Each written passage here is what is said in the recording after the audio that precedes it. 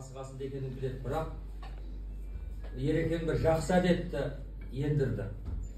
Әркімнің ныспың кім деп сұрайды қазақта. Сөйтсе, ныспың есімім дейді ғой енді.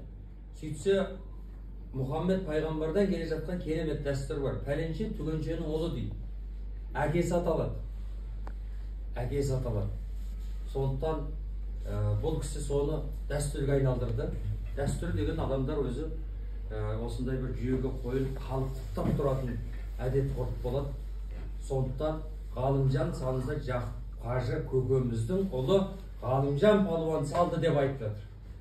Тағы басқа палуандар салса, жаңағы олардың әкесін айтып жатыр.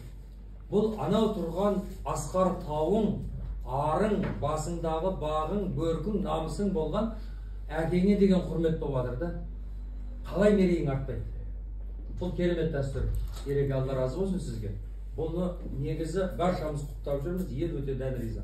Сондықтан бүгінгі көкпардың тойдың иесі Мырзабаев Жақыпбек Қажы ағамыздың немерелеріне елден баталу көкпарын беріп жатыр ертең, Алла бұйырса.